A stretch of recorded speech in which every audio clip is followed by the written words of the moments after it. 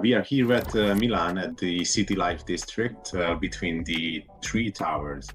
This is the second day of our Milan tour, what was organized by Greentech. Basically, the main purpose of our tour was to visit Bosco Verticale. What do you think? What direct influence does the building have on the architecture in Italy or worldwide? So yes, Bosco Verticale is a sort of icon of the new regeneration of Milan.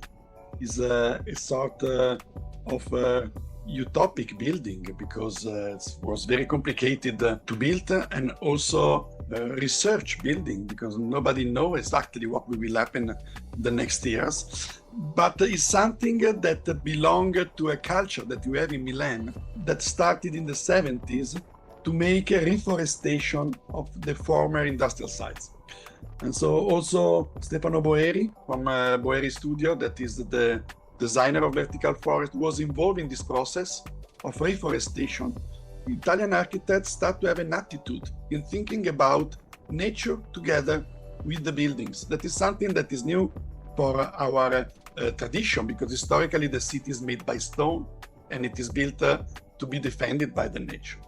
But thank you to this experience that we had, we understand exactly which are the trees that we can put in our polluted cities, and also we can have a lot of knowledge with the botanical expert on this. And this is allowed to make the Bosco Verticale, and that now establish a trend, because in Milan, in all the new buildings, there is something that is in connection with the nature, maybe not so extreme like vertical forest, but we started to design with green roofs or with a winter garden on the top, as the Unipol Tower in Porta Nuova district that was just opening a couple of months ago. And so I think that is a strong influence. The influence that Bosco Verticale had is more on citizen than to architects. What are the current trends in green roofs in Milano or in Italy? Do you see any increasing number of green roofs or a growing demand for green roofs from the client side? So is it such a trend in Italy? It starts to be a trend. There are some projects that are ongoing, also leading by Boeri Studio. For example, there is the new hospital that is going to be built that will have a green roof with a therapeutic garden on it. So the possibility of the people that stay in hospital for a short or medium period also to go on the roof to appreciate the air condition when you are elevated from the level of the cities.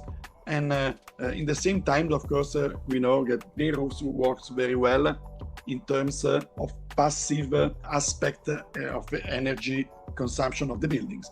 And so I think that this sort of trajectory that started with Bosco Verticale together with the new hospital of Policlinico will grow and grows. There are other buildings that are working out the way, also in Prada Foundation by Rem Koolhaas.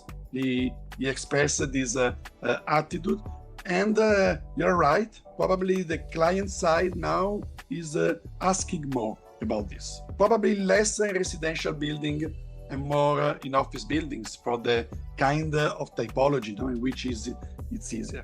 We also have some experimental agricultural use of the roof in some social housing complex in Milan. Maybe it's not exactly a trend, but it's something that is happening.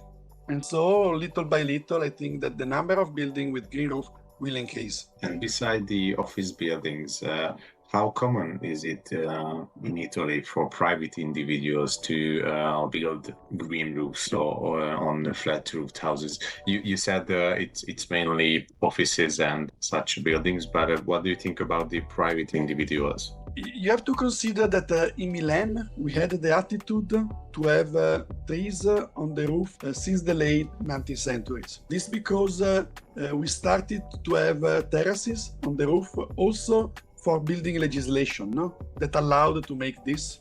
And so we have some flat roof before the modernity, and we started to use as a garden, also because Milan is a very dense city with a few green areas. And so this is a long tradition. And today, offices working also in this direction because this work in a very good way also in terms of decarbonization of the city and of the impact of the company itself on the territory. For individual people, so I think that little by little is going on this tradition, and so this is a sort of continuity with the history.